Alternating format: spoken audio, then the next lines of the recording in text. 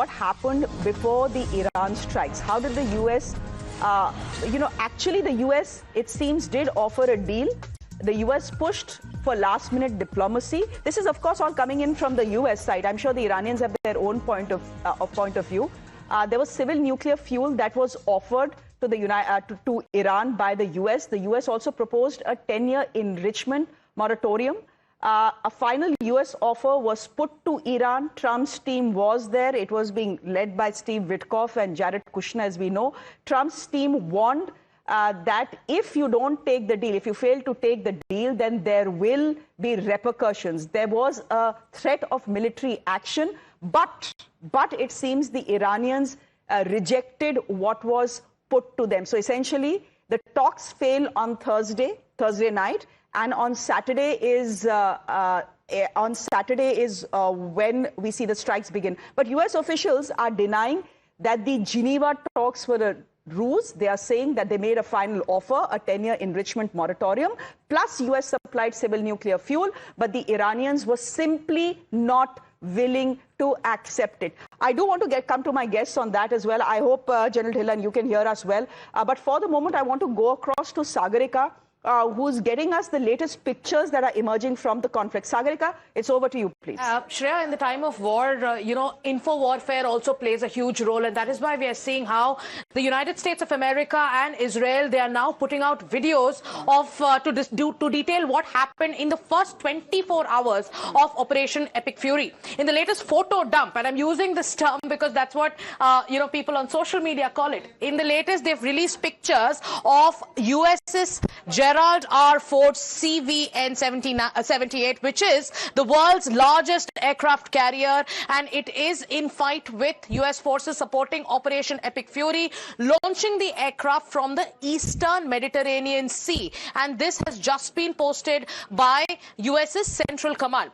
The pictures are on our screens for our viewers, and I will also talk about the assets that the United States used in the first 24 hours of Operation Epic Fury, and these details have been put out. B-2 stealth bombers, we saw that video. Then you also had Lucas drones, Patriot interceptor missile systems. You had THAAD anti-ballistic missile systems, F-18 fighter jets, F-16s, F-22 fighter jets, A-10 attack jets, F-35 stealth fighters, EA-18G electronic attack aircraft.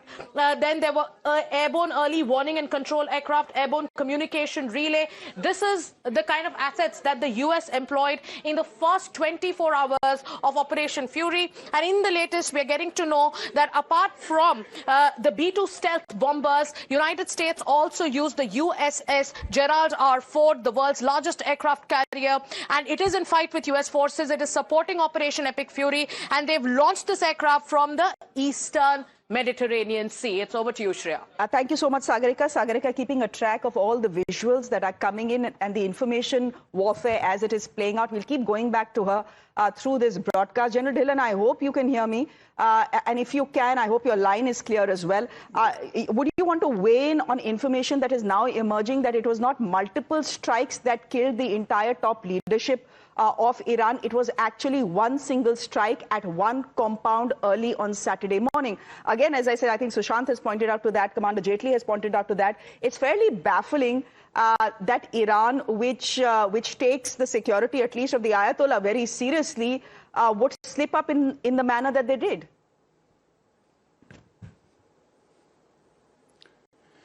Thank you, Shreya, and once again, good morning to all the fellow panelists and your viewers.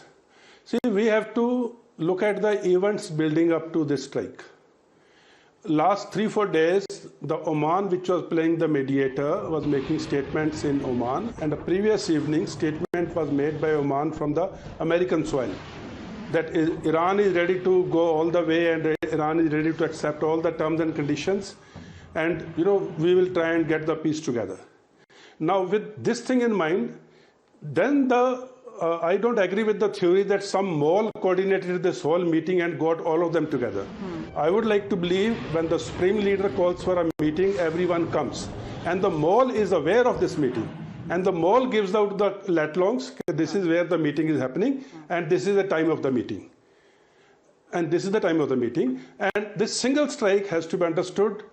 Single strike means single strike on the target. it does not mean that projectiles took off from the single gun position or a missile launcher or an aircraft carrier. They would have taken off from various places and converge on the target at the same time. There is a concept called time on target. If the time on target was, say, 700, that means they would have taken off from their respective firing positions 700 minus the time of flight. Like someone may have a time of flight of 3 minutes, someone 4 minutes, someone 5 minutes, 6 minutes, depending on the type of weapon and the range.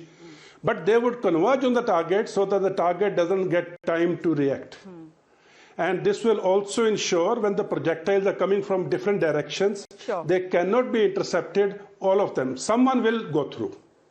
So this is how, if you see the video of the projectile on the target area where these buildings are just going up in fumes, it is the multiple warheads are hitting that complex, and they're making sure there is nothing which can come out alive from that place.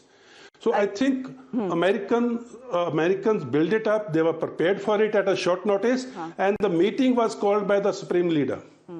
Okay, and Supreme Leader calls a meeting, all 48 of them or any number of them would come, and then the information was leaked out by a mall, and Americans and Israelis took this opportunity, and since they were all ready to fire. Okay, so any scenario could have played out, whether it was a mole that called for the meeting, whether it was the Ayatollah who called for the meeting. The fact is that there was a call for a meeting, that there were 48 leaders present in that compound. The fact is that the Americans and the Israelis were aware of it. And the fact is that at 6 o'clock in the morning, Israel launches its strikes. The Americans launched their strike on this one particular compound, eliminating Iran's entire military and political leadership. Give me a moment here, gentlemen. There is more news